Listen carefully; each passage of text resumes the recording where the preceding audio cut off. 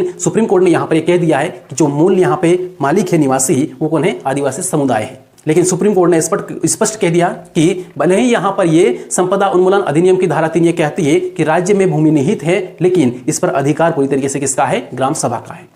दोस्तों एक बात का विशेष ध्यान रखना है कि यहाँ पे हर एक पॉइंट अपने आप में अलग है, हर एक पॉइंट अपने आप में बहुत पावरफुल है, इसलिए हर एक पॉइंट को ध्यान से सुनना है। राइट जोहार साथियों। दोस्तों यहाँ पर यह कहा जाता है कि ये जमीन हमारी है, हमारे पुरखों की विरासत है। क्या ये सच है?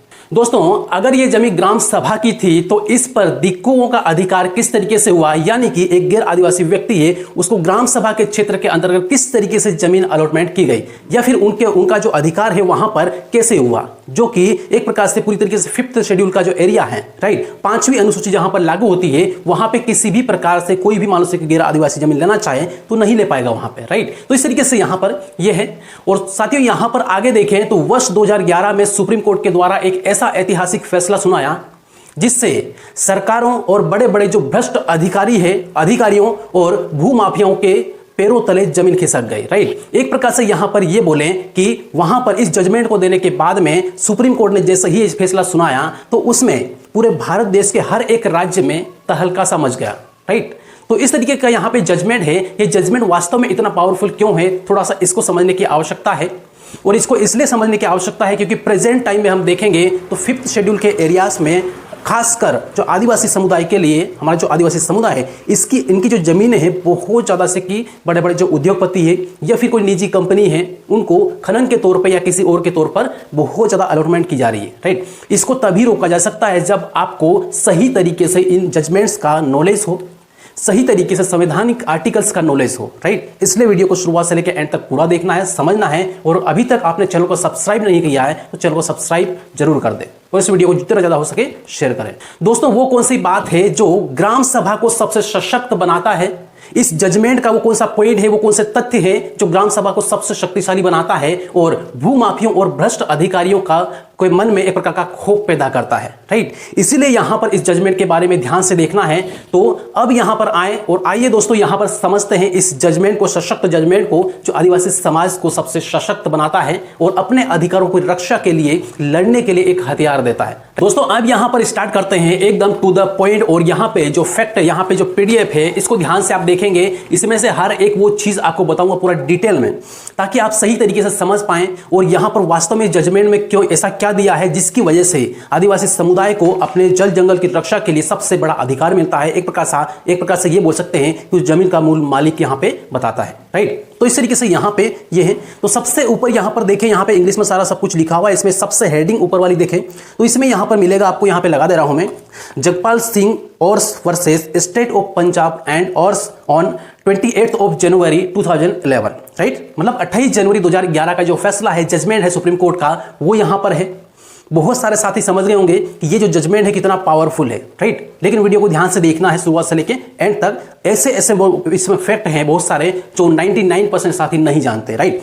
इसलिए यहां पर देखना है। तो यहां पे ऊपर की साइड सारा सब कुछ नंबर वगैरह दिया हुआ है, ठीक है। जजमेंट के ना ये नंबर वगैरह है, केस वगैरह जो भी है, ये नंबर सारे सब कुछ दिए हैं जो यहां पर मैं पढ़ के नहीं बता दे रहा हूं, यहां पे लगा दूंगा तो आप देख सकते हैं। वैसे यहां पे इतना ज्यादा खास इंपॉर्टेंट ये पॉइंट यहां पे नहीं है, राइट। तो इसलिए यहां पे देखें, अब यहां पे सबसे खास यहां पे देखें तो ऑथर कौन है, यहां पर ऑथर के रूप में यहां पे से लिखा है नाम मार्कंडे काटजू, राइट। ये जस्टिस मार्कंडे काटजू है। अब फिर यहां पर आगे देखें बेंच में कितने लोग थे, तो 2 लोग यहां पर थे।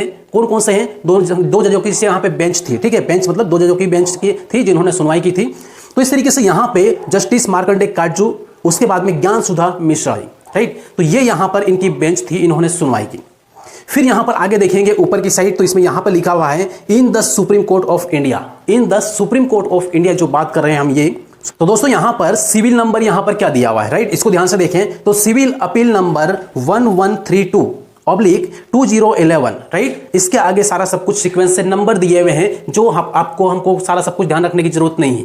अपील यहां पे जगपाल सिंह वर्सेस और यहां पे एंड ऑर्स लिखा हुआ है, मतलब जगपाल सिंह और कुछ और लोग थे जिन्होंने यहां पे क्या किया था, अपील किया था, मतलब अपील करता है ये।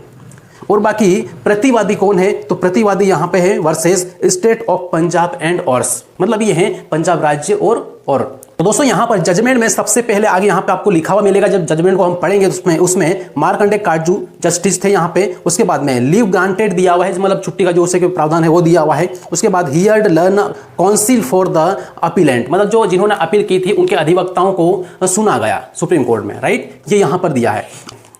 थर्ड नंबर का पॉइंट सबसे खास और सबसे ज्यादा इंपॉर्टेंट चीज है यहां पर, इसको ध्यान से सुन लेना है और समझ लेना है, ठीक है। इसमें यहां पर क्या लिखा हुआ है, इसमें लिखा हुआ है कि अनादिकाल से भारत में ग्राम समुदायों के पास साझा भूमि रही है, राइट। सुप्रीम कोर्ट ने यहां पर क्या बोला है, अनादिकाल से भारत में ग्राम समुदायों के पास साझा भूमि रही है। मतलब यह है कि ग्राम समुदायों के पास, गांवों के पास, यानी कि इंडिजिनियस पीपल के पास में अपने साझा भूमि रही है, जिसमें पूरे जो गांव हैं वो अपने या तो से कि वहां पे मवेशी वगैरह चराते हैं या फिर कोई भी सार्वजनिक काम के लिए वो इस्तेमाल करते हैं उस भूमि को, राइट। वो भूमि रही है जिसे विभिन्न नामों से जाना जाता है, जिसे अलग अलग क्षेत्र में अलग अलग नामों से जाना जाता है। एमपी में अलग नाम से जाना जाता है, तो दक्षिण भारत के राज्यों में अलग नाम से जाना जाता है, और उत्तर पूर्वी राज्यों में अलग नाम से जाना जाता है। तो किन किन नामों से जाना जाता है उसको सबसे पहले यहां पे डिफाइन किया है, बताया है कि ग्राम सभा भूमि यानी कि ग्राम सभा की भूमि के नाम से जाना जाता है, ग्राम पंचायत भूमि के नाम से जाना जाता है, ये उत्तर भारतीय राज्यों में।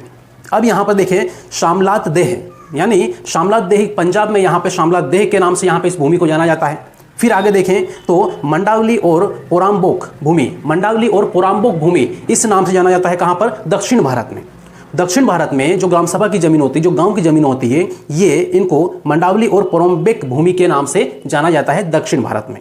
क्लियर है। इसी तरीके से कलम, मैदान आदि जो उपयोग की प्रकृति पर निर्भर करता है, इस तरीके से यहां पर सारी जो जमीन होती है वो किसके अंतर्गत आती है, तो ग्राम समुदायों के पास है, राइट। लेकिन यहां पर ये जो भूमि है आज प्रेजेंट टाइम में जो समय यह है, वर्तमान समय है, इसमें बहुत सारी जो भूमि है धीरे धीरे करके किसी नॉन से के जो इंडिजिनियस पीपल है उनको देने का काम कर रहे हैं। यानी कि सीधे बोले तो एक गैर आदिवासी मानसिक व्यक्ति है उसको देने का काम कर रहे हैं, किसी न किसी व्यापार के रूप में, किसी न किसी यहाँ पे कोई कंपनी के रूप में, राइट। ये है, तो ये जो जजमेंट है उस पर ही रोक लगाता है पूरी तरीके से। सारे एक पॉइंट में आपको यहाँ पर बताऊंगा। फिर यहाँ पर आगे देखें तो आगे यहां पर क्या क्या लिखा हुआ है, तो ये जो भूमि होती है, इन सभी भूमि का जो उपयोग होता है वो किस तरीके से होता है, तो मवेशियों के पानी पीने के लिए, मवेशियों के चारागाह के रूप में, या मवेशियों के नहाने के लिए, या फिर बहुत सारे मैदान है, कार्नोविल है, सर्कस है, यहाँ पे दूसरी भी बहुत सारी से गाड़ी स्टैंड है, या जल निकाय है, शमशान घाट के रूप में, कब्रिस्तान के रूप में, इस तरीके से इन भूमि का इस्तेमाल किया जाता है, राइट। और ये किसी भी व्यक्ति को अलॉट नहीं की जाती है। हाँ, किसी विशेष परिस्थिति में इस भूमि को किसी को दी जा सकती है। विशेष परिस्थिति में मान लो कि कोई किसान ऐसा है, कोई व्यक्ति ऐसा है जो आदिवासी समुदाय का है या फिर 5th शेड्यूल कैसे के एरिया का जो व्यक्ति है, इंडिजिनियस पीपल है, उनके पास मान लो कि जमीन नहीं है, खेती करने के लिए जमीन नहीं है, या फिर घर बनाने के लिए, रहने के लिए जमीन नहीं है, तो ऐसे व्यक्ति को विशेष परिस्थिति में विशेष अनुमति के साथ में वो जमीन दी जाती है, राइट। ये यहां पे सुप्रीम कोर्ट का कहना है। फिर यहां पर आगे देखें दोस्तों, एक बात का विशेष ध्यान रखना है कि यहाँ पे हर एक पॉइंट अपने आप में अलग है, हर एक पॉइंट अपने आप में बहुत पावरफुल है, इसलिए हर एक पॉइंट को ध्यान से सुनना है, राइट। फिर यहाँ पर आगे 4th वाला पॉइंट यहाँ पर क्या कहता है, ग्रामीणों के सामान्य जो अधिकारी है, सामान्य अधिकारों की सुरक्षा इतने उत्साहपूर्वक की गई है कि कुछ कानूनों में स्पष्ट रूप से उल्लेख किया गया है। बहुत सारे ऐसे कानून हैं उसमें स्पष्ट रूप से लिखा गया है, उल्लेख किया गया है कि संपत्ति के राज्य के पास निहित होने का मतलब यह नहीं है, मतलब यह है कि संपत्ति जितनी भी जमीन वगैरह सारा सब कुछ है, ये राज्य के पास निहित होने का मतलब ये नहीं है कि ग्रामीणों के सामान्य अधिकार ऐसे निहित होने से समाप्त हो जाए। मतलब यह है कि सिंपल मान लो कि जो भी सारी सब कुछ भूमि है वो राज्य के पास निहित होने का मतलब ये नहीं है कि जो हमारे जो ग्रामीण समुदाय है उनका जो अधिकार है वो समाप्त हो जाए। वो किसी भी प्रकार से समाप्त नहीं होगा, भले से कि वो राज्य के पास निहित है, राइट। राज्य के पास निहित पहले किसी और के जमींदारों के पास थे, ठीक है, बड़े बड़े से जो भी से जो लोग थे उनके पास थी, लेकिन अब राज्य के पास में उनसे ट्रांसफर की राज्य के पास में, और उसके बाद में फिर यहाँ पे सुप्रीम कोर्ट ने क्लियर कर दिया कि भले ही राज्य के पास में है लेकिन राज्य के अंतर्गत निहित है, लेकिन ये जो जमीन है किसकी है, ये 5th शेड्यूल के इंडिजिनियस पीपल की है, यानी कि सीधे बोले तो आदिवासी समुदाय है, 5वें के क्षेत्र का जो समुदाय है उनके पास में, राइट। तो इस तरीके से यहाँ पे इन्होंने बोला और बहुत सारे से कैसे यहाँ पे टिप्पणी वगैरह की है, लेकिन सारा सब कुछ पूरा पढ़ के नहीं बताऊंगा कि पूरा पढ़ेंगे तो बहुत ज़्यादा टाइम लग जाएगा, वीडियो बहुत बड़ा लंबा हो जाएगा, ठीक है। इसलिए यहाँ पे सबसे ज़्यादा पावरफुल है, सबसे ज़्यादा इंपॉर्टेंट चीज़ें हैं वो मैं यहाँ पर बता दे रहा हूँ। दोस्तों यहाँ पर अब आता है सबसे ज़्यादा खास और सबसे ज़्यादा इंपॉर्टेंट चीज़, वो यहाँ पर ये है कि यह सच है कि संपदा उन्मूलन अधिनियम की धारा 3 के अनुसार, क्या बोला इसमें, यह सच है कि संपदा उन्मूलन अधिनियम की धारा 3 के अनुसार मुकदमे की भूमि सरकार के पास है, मुकदमे की भूमि सरकार के पास थी, ठीक है नहीं थी। इसका यह अर्थ नहीं है, इसका यह अर्थ नहीं है कि उस पर समुदाय के अधिकार छीन लिए गए। इसका मतलब यह नहीं है कि वहां पर समुदाय के अधिकार खत्म हो गए, राइट। वहां पर समुदाय के ही अधिकार है पूरी तरीके से, यानी आदिवासी समुदाय के ही अधिकार है वहां पर, राइट। सुप्रीम कोर्ट ने यहां पर स्पष्ट कर दिया। फिर यहां पर आगे देखें, हमारा ध्यान कानून के किसी ऐसे प्रावधान की ओर नहीं गया जिसके तहत उन भूमियों पर समुदाय के अधिकारों को छीन लिया गया हो या फिर हड़प लिया गया हो, राइट।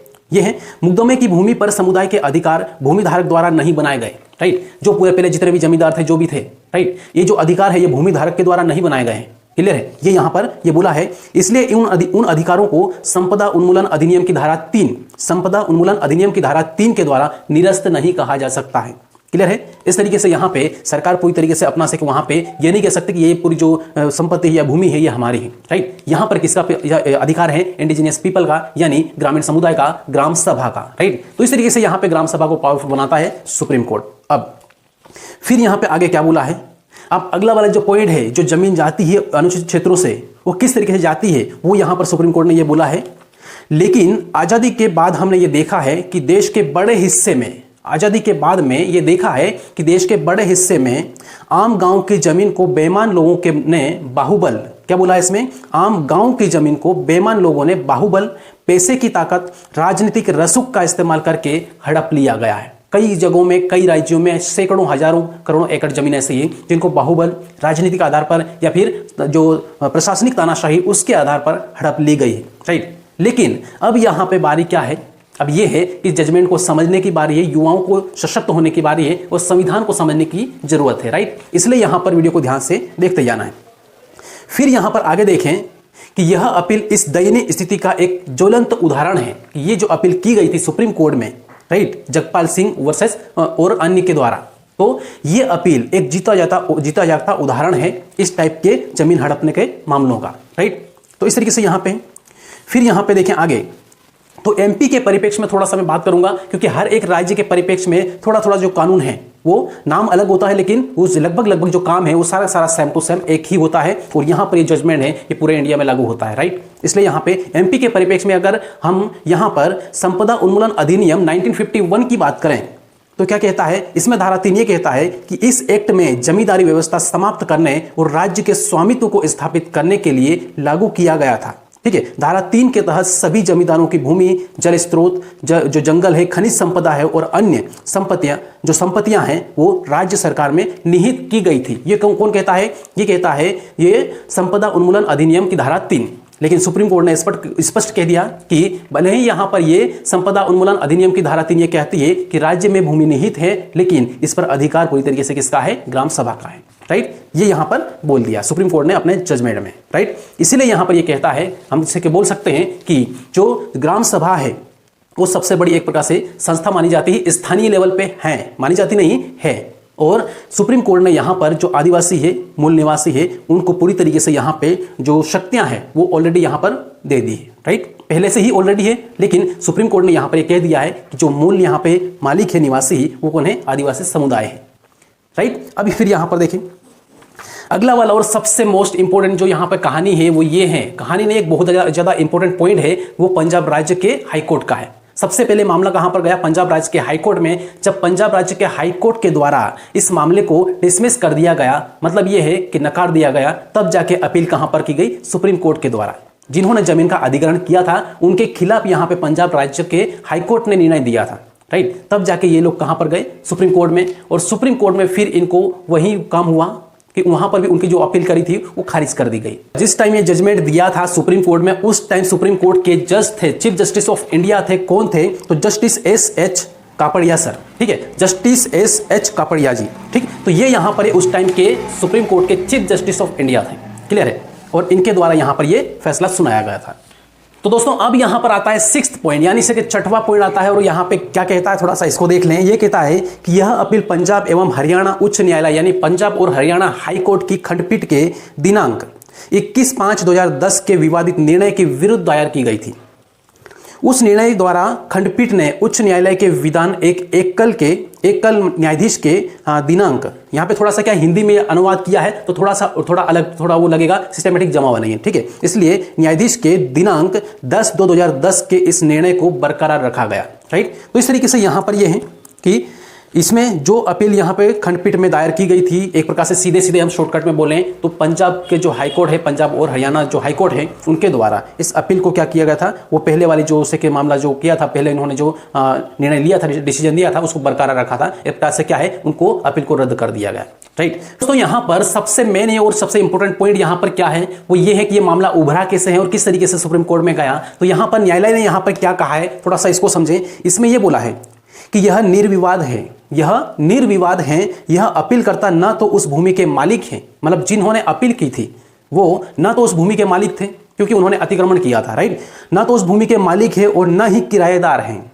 और जो कि जोहर जागीर गांव की तहसील और जिला पटियाला में स्थित एक तालाब के रूप में दर्ज है। ये जो भूमि है किसकी, एक तालाब के रूप में भूमि थी और ग्राम सभा की भूमि थी, राइट।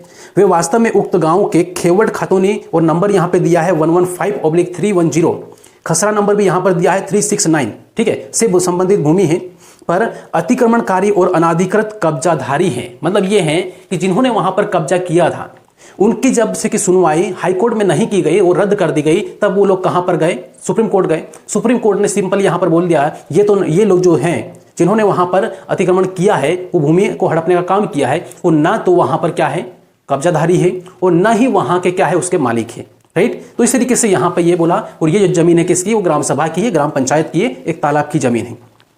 इस तरीके से यहां पे ये है।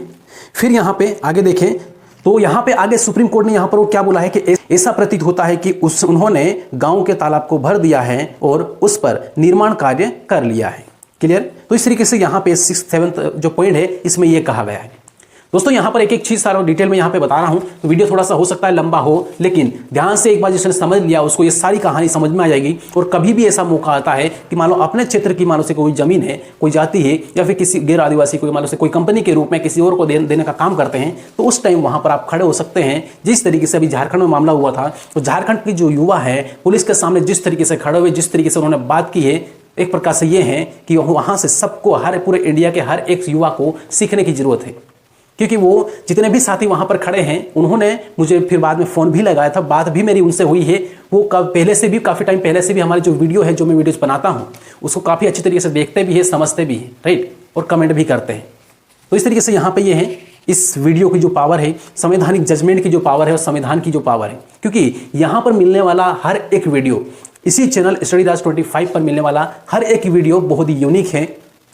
मान लो 10 मिनट आपने देखा तो 10 मिनट में आपको वो चीजें सीखेंगे जो उससे पहले तक आपको नहीं पता थी, और आने वाले टाइम बहुत ज़्यादा आपको काम की रहेगी या फिर आपको बहुत काम आएगी, राइट। इसलिए यहाँ पर ध्यान दें। दोस्तों अब यहाँ पर आता है 8वां पॉइंट, और 8वां सबसे ज़्यादा इंपॉर्टेंट पॉइंट है, क्योंकि यहाँ पर सुप्रीम कोर्ट के द्वारा एक बहुत ही यूनिक और बहुत ही खास बात बोली गई।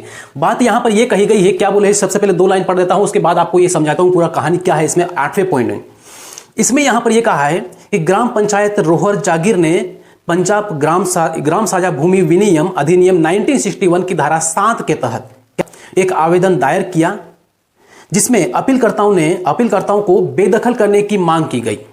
फिर यहां पर बोला गया, जिन्होंने उक्त भूमि पर अनाधिकृत रूप से कब्जा कर लिया था।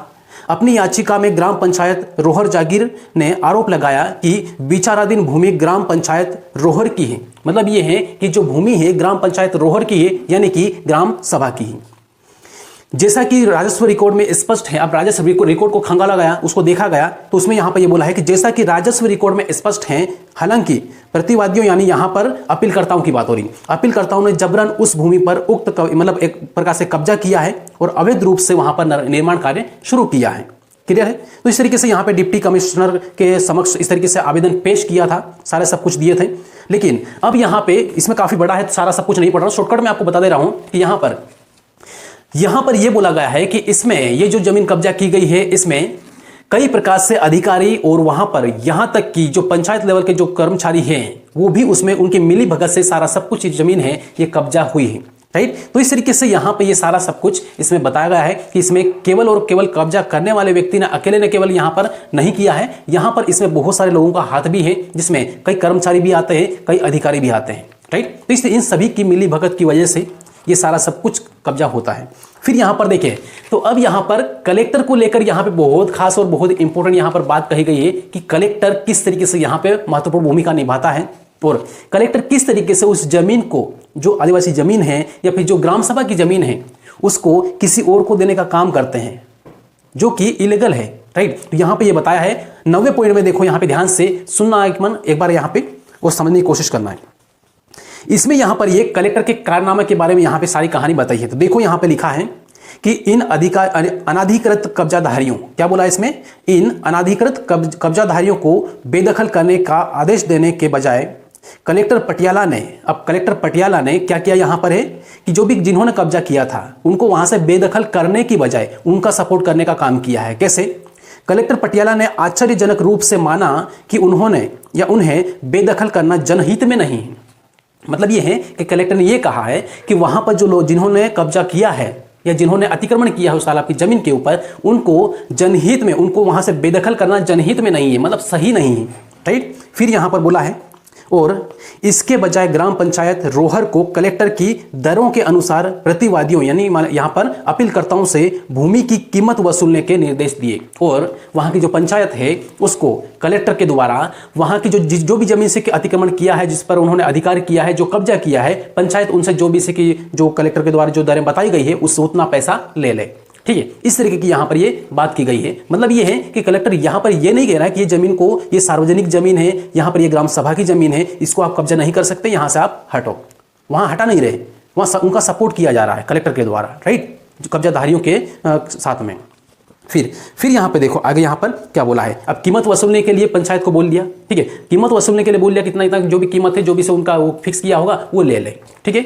अब इसके बाद फिर देखें, इस प्रकार कलेक्टर ने अवैधता को इस आधार पर नियमित करने में मिली भगत की प्रतिवादियों यानी कि अपीलकर्ताओं ने उक्त भूमि पर मकान बनाने में बहुत पैसा खर्च किया है। कलेक्टर ने फिर यहां पर यह बोला है कि जो भी जिन्होंने कब्जा किया है उन्होंने वहां पर कब्जा करके मकान वगैरह जो भी कंस्ट्रक्शन का काम किया है, जो भी भवन बनाया है, उसमें बहुत बड़ी मात्रा में बहुत ज्यादा पैसा खर्च किया है, इसलिए उनको वहां से बेदखल नहीं कर सकते हैं, राइट। लेकिन सुप्रीम कोर्ट ने यहां पर 100 करोड़ के जो उससे एक मॉल बना हुआ था, कॉम्प्लेक्स बना हुआ था, कॉम्प्लेक्स मॉल बना हुआ था 100 करोड़ की लागत से, उसको भी सुप्रीम कोर्ट ने वहां से ध्वस्त करके हटाने की बात कही थी, उनको वहां से हटवाया और वहां पर पार्क बनाने का आदेश दिया था, राइट। कहां पे? तो ये दूसरा मामला है, उसके बारे में आपको बताऊंगा। लेकिन यहां पर कलेक्टर यहां पर क्या कह रहा है कि उन्होंने वहां पे मकान बनाने में पैसा वेस्ट किया है, पैसा इन्वेस्ट किया है, लगाया है, तो उनको वहां से नहीं हटा सकते, ये कहना है। लेकिन सुप्रीम कोर्ट का क्या कहना है, भले वहां पे करोड़ों रुपए इन्वेस्ट किया हो, लगाया हो, लेकिन वहां पे उनका कब्जा नहीं हो सकता है। क्लियर है? इस तरीके से यहां पे सीधे सीधे आदेश यहां पर दिया गया है कि मान लो से कलेक्टर ने ये बात की कि यहाँ पे खर्चा किया है, इनको नहीं हटा सकते हैं, जिन्होंने कब्जा किया है उनको वहां पे रहना दिया जाए। इस तरीके से यहाँ पे बोला है। अगर मान लो ऐसा मामला होता तो यूपी में जो जितने भी बुलडोजर करोड़ों की जो बिल्डिंगें हैं उनके ऊपर चले हैं, ठीक है, उनको वहां पे कलेक्टर आराम से रोक सकते थे कि यहाँ पे कलेक्टर बोल लेते भाई यहाँ पे जो है ये जो बिल्डिंग गिराने वाले हैं, आप यहाँ सफाया करने वाले हैं, ये करोड़ों की बिल्डिंग है, उन्होंने जो मालिक है उन्होंने करोड़ों की बिल्डिंग यहाँ पर बनाई है, करोड़ों रुपए लगाए हैं, भले ही ये जो जमीन है सार्वजनिक जमीन है, उनकी नहीं, इनको नहीं हटा सकते, इस तरीके से बोल सकते थे। लेकिन फिर भी वहां पर बाबा के बुलडोजर चले यूपी में और पूरा सफाया किया। तो इस तरीके से यहां पर ये कलेक्टर ने इस तरीके से यहां पे क्यों कहा, तो यहां पे सुप्रीम कोर्ट के द्वारा इस कलेक्टर को भी यहां पे लताड़ा गया है, राइट। कुछ व्यक्तियों ने कलेक्टर ने के दिनांक 13/9/2005 के उक्त आदेश के विरुद्ध, यानी कि कलेक्टर ने जो आदेश दिया था कि इनका जो कब्जा है वो कब्जा रहेगा, बस ये कि इनसे पैसा ले लिया जाए और उनको जमीन दे दिया जाए, क्योंकि उन्होंने करोड़ों रुपए वहां पे इन्वेस्ट किए हैं, मतलब बहुत ज्यादा इससे पैसा खर्च किया है। तो इस तरीके से कलेक्टर ने जो बोला था उसके विरुद्ध वहां के कुछ व्यक्तियों ने कलेक्टर के दिनांक 13/9/2005 के उक्त आदेश के विरुद्ध विधान आयुक्त के समक्ष अपील की और यह अपील 12/12/2007 को स्वीकार की गई थी। अपील कब की थी? 2005 में। स्वीकार कब की गई? यहां पर 2007 में, यानी कि अपील को स्वीकार करने में भी यहां लगभग कितना, 1 साल के लगभग का यहां पे समय लगा, 1-1.5 साल का लगभग, राइट। तो इस तरीके से यहां पे ये है। फिर विधान आयुक्त ने यह माना, अब यहां पे ध्यान से सुनना है, ये वाला जो पॉइंट मैं बोल रहा हूं इसको ध्यान से सुनना है कि जिनको अपील दी थी कुछ व्यक्तियों ने कलेक्टर के निर्णय के विरुद्ध, वहां पर उन विद्वान ने यहां पर क्या बोला है, उन आयुक्त ने यहां पर क्या बोला है कि विद्वान आयुक्त ने यह माना कि यह स्पष्ट है कि ग्राम पंचायत इन प्रतिवादियों यानी अपीलकर्ताओं के साथ मिली भगत कर रही थी, राइट। ग्राम पंचायत को भी के ऊपर भी यहां पर ये एक पॉइंट आया कि ग्राम पंचायत भी उन लोगों का सपोर्ट कर रही थी जिन्होंने वहां पर कब्जा किया था। और इसने कलेक्टर द्वारा पारित उस आदेश का विरोध भी नहीं किया था। मतलब यह है कि पंचायत ने, अगर कलेक्टर ने आदेश ऐसा दिया है कि जो ग्राम सभा की जमीन के विरुद्ध है, तो पंचायत के द्वारा किसी भी प्रकार से कलेक्टर के आदेश का कोई विरोध नहीं किया गया। राइट, इसका मतलब यह है कि उन व्यक्तियों के साथ में पंचायत के जो कर्मचारी जो भी से रहते हैं, सरपंच मंत्री जो भी हैं, उनकी मिली भगत थी। राइट, तो इस तरीके से यहाँ पे फिर जिसमें ग्राम पंचायत को इन व्यक्तियों को संपत्ति हस्तांतरित करने के आदेश दिए थे, कलेक्टर ने आदेश दिए थे कि उन व्यक्तियों को संपत्ति ये दे दी जाए। राइट, न ही कलेक्टर के आदेश के विरुद्ध अपील दायर की गई। और अब जब कलेक्टर ने जब मान लो से ऐसा बोल दिया है, तो पंचायत को ये चाहिए था कि पंचायत उस मान लो से कलेक्टर के विरुद्ध अपील एक दायर करे। पंचायत ये बोले कि नहीं, ये वाली जो जमीन है, पंचायत की जमीन है, ग्राम सभा की जमीन है, ये किसी और को नहीं दी जा सकती, ये बोल सकती थी, लेकिन पंचायत ने ऐसा नहीं बोला। ये यहाँ पर आयुक्त के द्वारा, विधान आयुक्त के द्वारा ये बोला गया। राइट, इसमें फिर यहाँ पर आगे देखें तो आगे यहाँ पर काफी ज्यादा इंपोर्टेंट पॉइंट है, वो ये है कि यहाँ पे किस तरीके से उसको खारिज किया गया। राइट, अपील को विधान आयुक्त के आदेश के विरुद्ध ये उच्च न्यायालय के विधान एकल न्यायाधीश के समक्ष रीट याचिका दायर की गई थी। किसके विरुद्ध? तो विधान आयुक्त के आदेश के विरुद्ध, विधान आयुक्त ने जो आदेश दिया था उसके विरुद्ध हाईकोर्ट में, हाईकोर्ट के विधान एकल न्यायाधीश के समक्ष रीट याचिका दायर की गई, जिसे दिनांक 10/2/2010 के निर्णय द्वारा खारिज कर दिया गया। राइट, खारिज कर दिया गया। मतलब ये है कि अब विधान आयुक्त ने बोल दिया कि ये जमीन है, ग्राम सभा की जमीन है, और कलेक्टर ने जो आदेश दिया वो गलत है, और ग्राम पंचायत ने भी उन्होंने सपोर्ट किया वो भी गलत है, इसलिए ये जमीन है ग्राम सभा को वापस मिले। ठीक है, और जिन्होंने यहाँ पे अपील की थी, मान लो से कि जो कब्जाधारी है उनको वहां से हटाया जाए, ये विधान आयुक्त ने बोल दिया।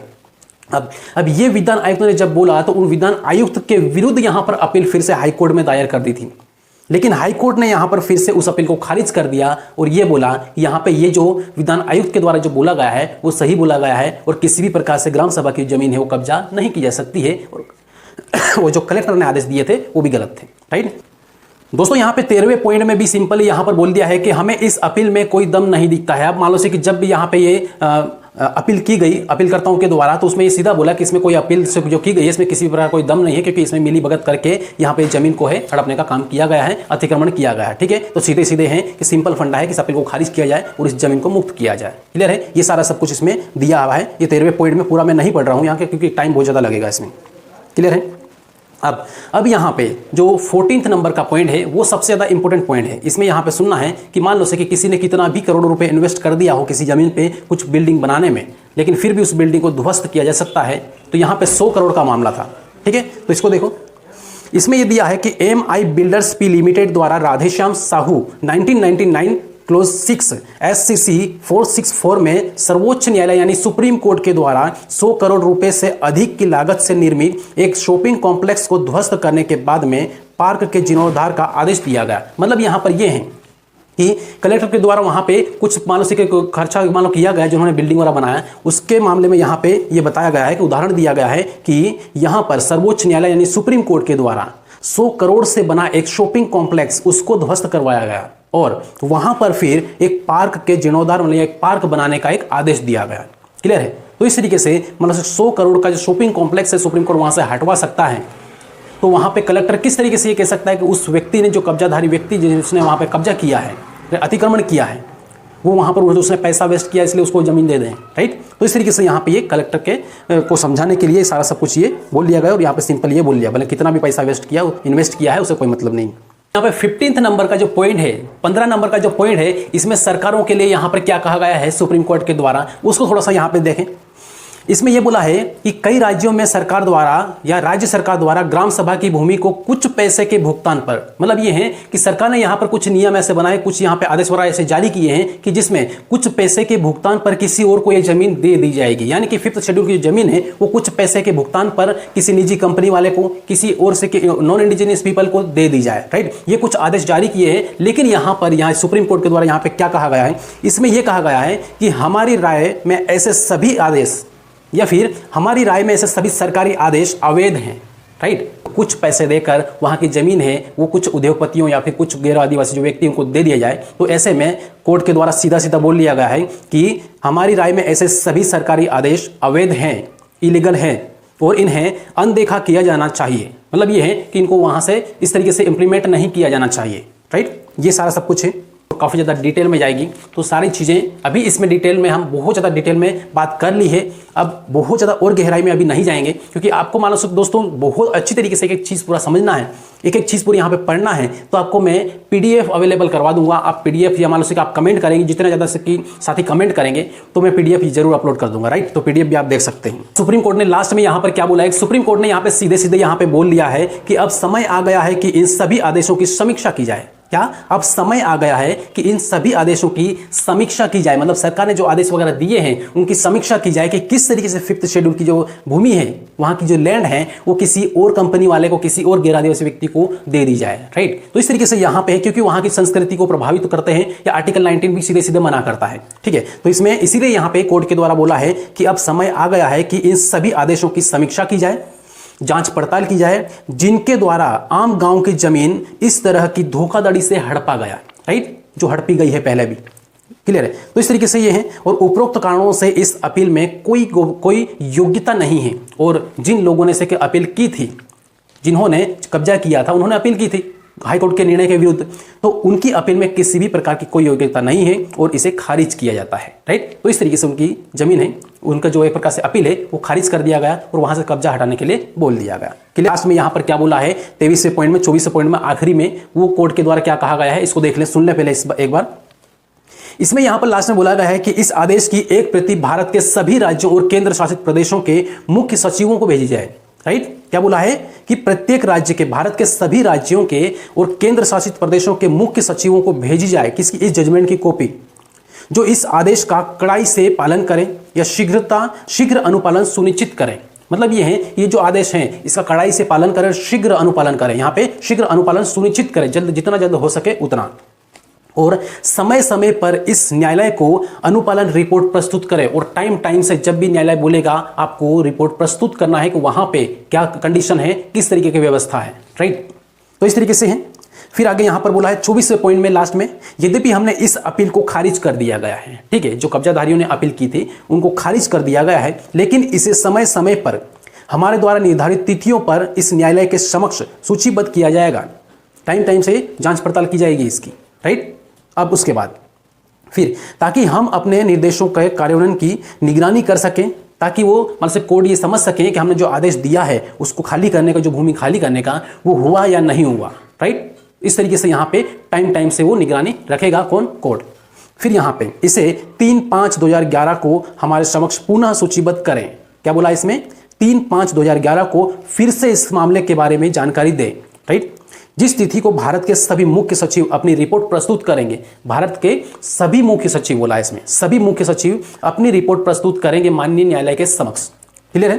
तो इस तरीके से दोस्तों यहाँ पर ये था जजमेंट, और इसके बारे में हमने जाना डिटेल में। और बाकी दोस्तों आपने यहां तक ये वीडियो देखा है, समझा है, इसका मतलब ये है कि आप एक प्रकार से थोड़ा सा सीरियस है समझने के लिए चीज़ों को, और संवैधानिक पावर और सुप्रीम कोर्ट के जजमेंट को समझने के लिए आप एक प्रकार से कंसंट्रेट है, ठीक है, या फिर जागरूक युवा है, राइट। अगर बहुत सारे ऐसे युवा ऐसे भी हैं जो वीडियो को 1 मिनट देखेंगे, 2 मिनट देखेंगे, उसके बाद में फिर इसको वहाँ से वो हट जाते हैं। मतलब ये है कि वो ये नहीं चाहते कि सही तरीके से संवैधानिक नॉलेज हो, सही तरीके से अपनी शक्तियाँ को समझे, वास्तव में जो अपनी जो पावर है वो समझें, और सुप्रीम कोर्ट के जजमेंट की वास्तविक जो शक्तियाँ हैं उसको देखें, राइट। दोस्तों लास्ट में यहाँ पर आप सभी साथियों से एक ही रिक्वेस्ट है कि अभी तक आपने चैनल को सब्सक्राइब नहीं किया है, चैनल को सब्सक्राइब जरूर कर लें, बेल आइकन जरूर दबा लें, और इस वीडियो को जितना ज़्यादा हो सके शेयर करें। जहाँ पर जितने भी आपके ग्रुप बने हैं, व्हाट्सअप ग्रुप है, टेलीग्राम ग्रुप है, या जहाँ पर भी इंस्टाग्राम पे, आप शेयर जरूर कर सकते हैं, राइट। तो करें, और बाकी मिलेंगे अगले वीडियो में। और लास्ट में आपको कमेंट भी करना है, जितना ज़्यादा हो सके कमेंट करें, और अपनी जो राय है उसको कमेंट में जरूर लिखें, राइट। चलिए मिलेंगे अगले वीडियो में, तब तक के लिए सभी साथियों को वीडियो देखने के लिए बहुत बहुत धन्यवाद।